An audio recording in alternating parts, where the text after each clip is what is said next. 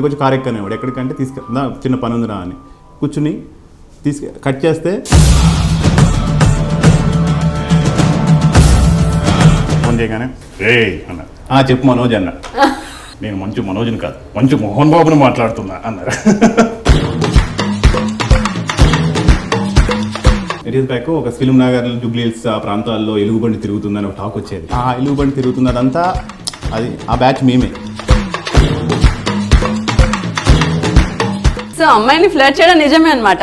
నేను వాళ్ళని ఫ్లర్ట్ చేయకపోతే నాకు మంచి నేమ్ రాదు, నాకు పొగరని తిడతారు. ఎంతమంది గర్ల్ ఫ్రెండ్స్ మీకు? గర్ల్ ఫ్రెండ్స్ అయ్యో నేను ఎప్పుడు కౌంట్ చేసుకోలేదు. ఇక్కడ అడ్జస్ట్ అవ్వాలి తప్పదు.